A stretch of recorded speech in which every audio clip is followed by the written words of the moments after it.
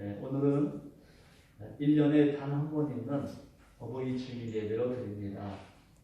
어버이 주일 예배 참석하신 성도 여러분, 우리 가정에 하나님의 은혜와 축복이 충만하게 임하시기를 주님의 이름으로 축원합니다. 부모님의 은혜를 다시 한번 생각하면서 부모 공경을 다하여 하늘의 신령한 복과 장수의 복을 받으시는 성도님 되시기를 기도합니다. 성경 출애굽기 20장 12절에 내 부모를 공경하라. 그게면 내 하나님 여호와가 내게 준 땅에서 내 생명이 길리라 말씀하셨습니다. 어버이날에 대한 유래는 1910년 미국 웨스트 버지니아 주의 한 마을에서 26년 동안 주일학교 교사로 충성스럽게 봉사하던 안나 자비스라는 부인에서부터 시작이 되었습니다. 이 자비스 여사가 어느 날 주일날 10계명 가운데 5계명을 아이들에게 가르치는 가운데 그 아이들에게 그 어머니에 대한 사랑을 표현할 수 있는 진정한 사랑이 되거라라는 말씀을 하고 나서 그의 딸 안나 소녀에 의해서 이날에 이 어버이날의 기원이 시작이 되었습니다. 안나 자비스 여사가 세상을 떠나고 그 다음에 일주기 추도 예배에 참석하러 온 손님들에게 사랑한 딸이 어머니의 그 사랑을 기억하면서 흰 카네이션 꽃을 가슴에 달아주었는데 그 소녀의 가득한 마음에 감동을 받은 유명한 백화점 왕 존 워너메이커가 그 자비스 모나의 복지를 기념하기 위해서 매년 5월 둘째 주일을 어머니의 날로 정하고 자기 회사의 나이 많으신 어머니를 위로하는 잔치를 벌이게 되었다고 합니다. 그 후에 이 같은 그 아름다운 미담이 미국에 있는 모든 교회에 퍼지게 되었고 전국의 교회들이 5월 둘째 주일을 어버이 주일로 지키게 되었습니다. 그리고 1914년에 미국 의회가 정식으로 어버이 주일로 결의하게 되어서 지금까지 어버이 주일로 지키고 있습니다. 우리나라는 5월 8일이 어버이날로 정했습니다. 그런데 1973년도에 아버지들이 강력히 항의했습니다. 왜 어머니의 날이었는데 아버지 날이 없느냐. 그래서 어버이의 날로 지키게 되었습니다. 그래서 그날은 자녀들이 부모님의 가슴에 카네이션을 달아드리게 되어집니다. 부모님이 생존하신 분들은 붉은 카네이션, 또 부모님이 이미 돌아가시는 분은 흰 카네이션을 달아드리는 풍속이 지금까지 전해지고 있습니다. 우리 기독교는 매년 5월 첫 번째 주일은 어린이 주일로 지키고요. 둘째 주일은 어버이 주일로 지키고 있습니다. 여러분, 이 세상에 수십만 마디의 말이 있어도 그 중에서 가장 고상하고 아름다운 말이 있다면 바로 어머니, 아버지입니다. 이 세상에서 어머니와 아버지의 사랑보다 더 크고 귀한 사랑이 없기 때문입니다. 정말로 우리 부모님의 은혜는 하늘 아래 더 큰 것이 없습니다. 그래서 오늘 세 가지로 부모님에 대해서 또 우리 자녀에 대해서 말씀을 나누려고 합니다. 첫 번째는 부모님은 생명의 은인이십니다. 부모님이 안 계시다면 우리가 어떻게 이 세상에 존재할 수 있겠습니까? 부모님은 나를 낳아주신 생명의 은인이십니다.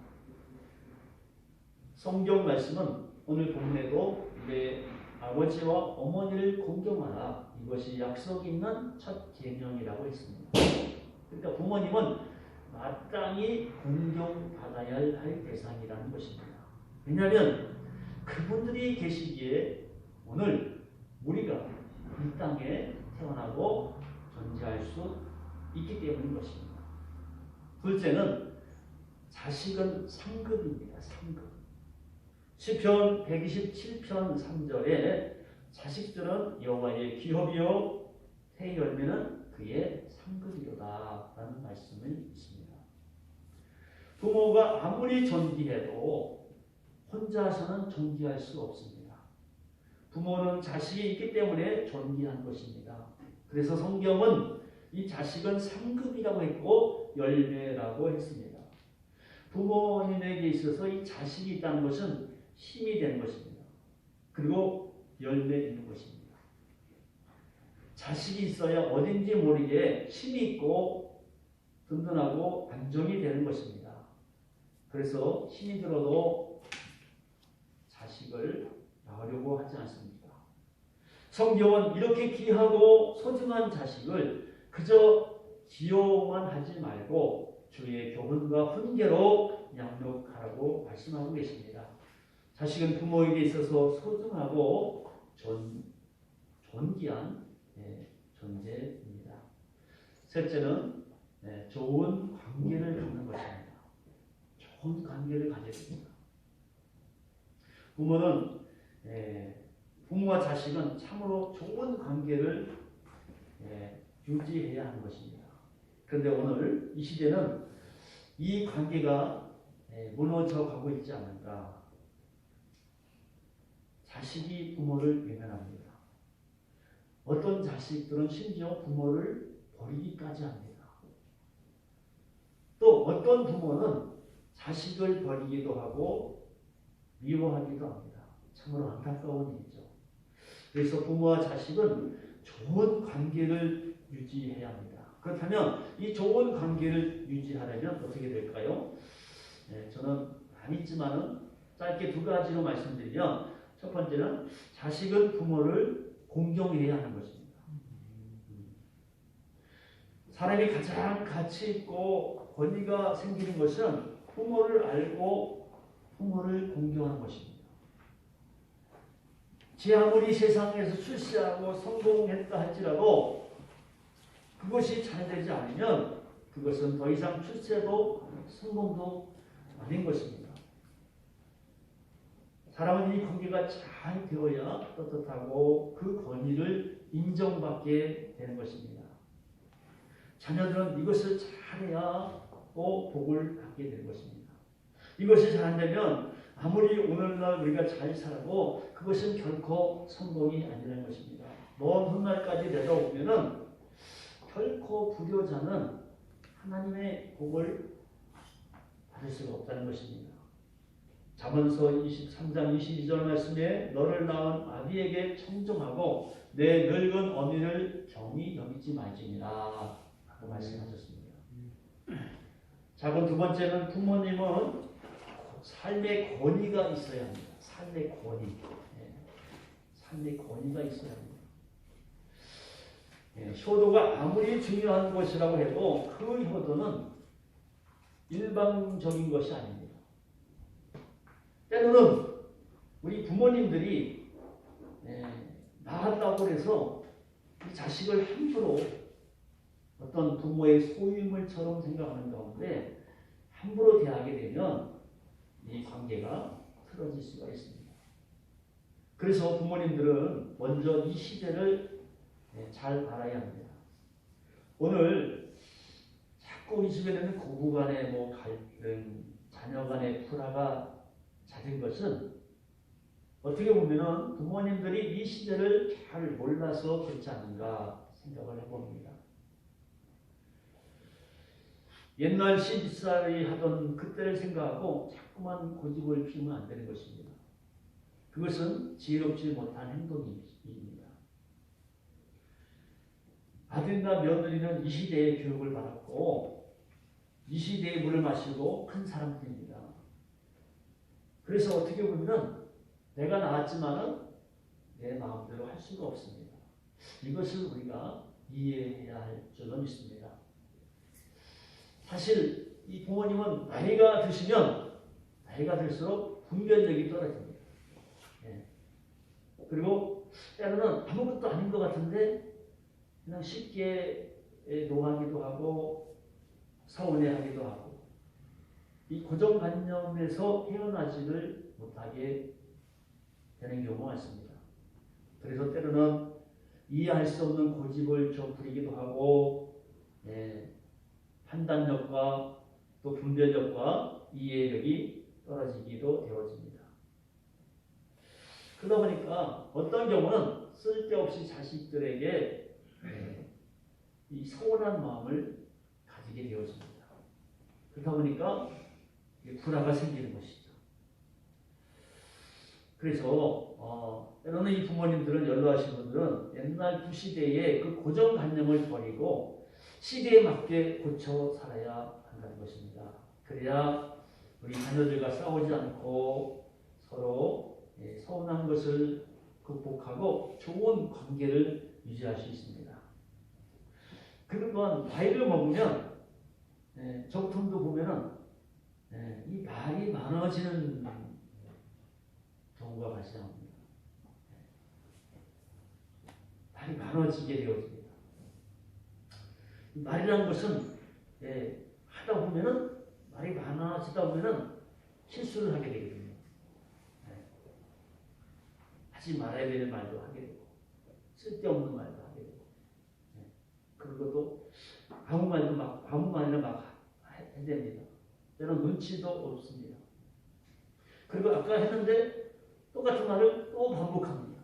어제 했는데 또 오늘 또 합니다. 여러분 좋은 말이라고 계속 말하면 이 때로는 이게 훈수처럼 들릴 수도 있습니다. 그래서 때로는 우리 자녀들이 젊은이들이 싫어하게 되는 거예요. 우리 부모님은 이렇게 쓸데없는 말을 많이 하시나 말이 너무 많다고. 그런데 여러분 어느 노인학자가 연구를 했답니다. 사람이 노인이 되면 몸에 있는 힘이 이제 다 하나씩 소진되고 빠지게 된다는 거예요.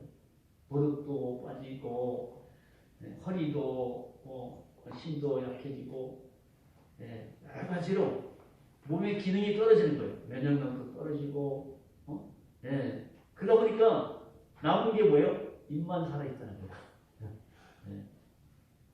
기력이 떨어지고 체력이 바닥나고 무릎도 약해지고 허리도 약해지고 그런데 이 살아있는 게 오직 입이기 때문에 입에만 힘이 생긴다는 거예요. 그래서 말이 많아진다라고 어느 노인학자가 연구를 했습니다.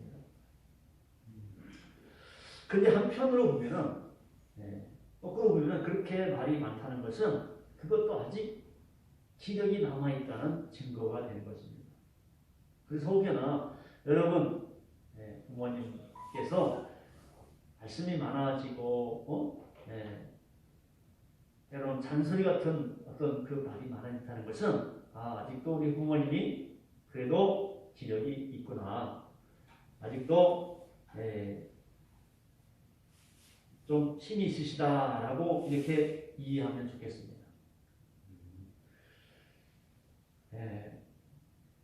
어느 여러분들의 부모님이 말씀이 점점 줄어들고 있다 그러면 그것은 여러분 부모님이 이제 돌아가실 날이 먼지 않았다라는 신호로 아셔야 될 정도로 말씀이 줄어들고 대화가 부족하고 그러면은 우리 부모님이 가실 때가 되지 않는가. 그러다 보면 돌아가시게 된다는 거예요.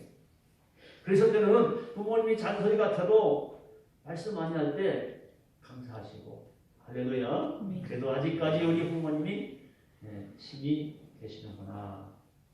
이렇게 여러분이 받아들이면 좋겠습니다.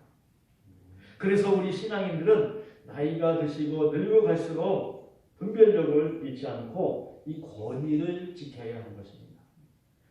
오늘 가족들이 자꾸만 분산되고 집에서 자꾸만 갈등이 생기는 것은 어떻게 보면 부모님의 책임일 수가 있습니다.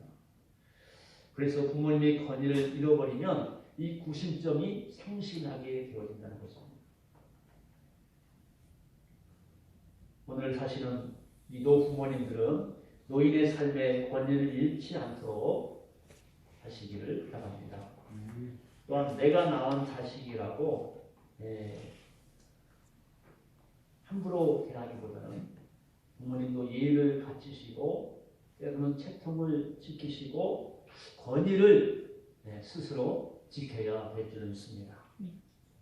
양들의 질들한 사람은 이런 말을 하겠습니다. 사람은 아름답게 죽는 일도 어려운 일이지만 그보다 더 어려운 것은 아름답게 늙어가는 것이다. 참 좋은 말이죠. 아름답게 늙어가야 된다는 것입니다. 노년을 더 세련되게 경건하게 살 수 있어야 합니다. 여러분 부모님들은 자녀들에게 유산을 따로 물려준다고 생각하지 마세요. 좋은 집을 물려주고 통장을 물려주고 땅을 물려주는 거라 그것만 유산이라고 생각하는 분들이 계실 수 있습니다. 그런데 진짜 유산은 뭔지 아십니까? 진짜 내 자녀에게 훌륭한 유산은 뭔지 아십니까? 그것은 자식들이 볼 때 나도 아버지처럼 돼야지. 나도 아버지처럼 살아야지. 우리 아버님은 존경스러운 분이야. 돈 10원 안 물려줘도 이런 아버님은 좋은 유산을 물려주신 적이 있습니다. 그리고 또한 며느리가 볼 때도 나도 우리 어머니, 시어머니 신앙 반만이라도 따라가면 좋겠다. 아멘? 아멘. 네. 나도 아버지처럼 살아야지. 나도 어머니의 신앙 반만이라도 따라가야지. 이거보다 더 큰 권위는 없습니다. 이것이 정말 유산 중에서 가장 좋은 유산인 줄 믿습니다. 오늘 말씀을 마무리하겠습니다. 오늘은 어버이주를 맞이해서 부모와 자녀들에 대해서 잠시 생각을 해보았습니다. 부모님은 분명히 공경의 대상입니다. 부모님은 이 세상에서 그 무엇보다도 우선해서 공경을 받아야 될 아름다운 대상인 것입니다. 그리고 또한 하나님께서 명령하셨습니다. 그리고 특별히 우리 그리스도인에게서는 하나님께 대한 의무고 지극히 당연한 것입니다. 그리고 또한 부모님은 자녀들에게 있어서 권위 있는 부모가 되어야 할 줄 믿습니다. 이 권위를 상실하게 되면 가정이 산산이 분산이 되고 말 것입니다. 그렇게 되면 노년이 초라해지게 되거든요. 부끄러워지게 됩니다. 결코 하나님이 기뻐하지 않습니다. 그래서 오늘 본문 말씀 우리 다시 한번 읽고 오늘 설교를 마치겠습니다. 다 같이 다시 한번 읽어보겠습니다. 1절부터 4절까지 시작. 자녀들아 주 안에서 너희 부모에게 순종하라. 이것이 복이니라. 내 아버지와 너희를 존경하라. 이것은 약속 있는 첫 계명이니 이로써 내가 잘되고 땅에서 장수하리라. 또 아버지가 너희 자녀들을 노력하지 말고 오직 주의 뒤에 좋음과 교훈으로 하라. 아멘. 여러분 세월이 흐르고 시대가 바뀌고 세상이 달라도 여전히 부모님은 공경을 받아야 될 존재인 것입니다. 부모님을 잘 공경하셔서 이 땅에서 하시는 모든 일이 성경 말씀처럼 통통하시고 잘 되지고 장수의 복을 받는 저와 여러분 되시기를 주의 이름으로 축원합니다. 할렐루야. 아멘. 오늘 말씀 마치었고요.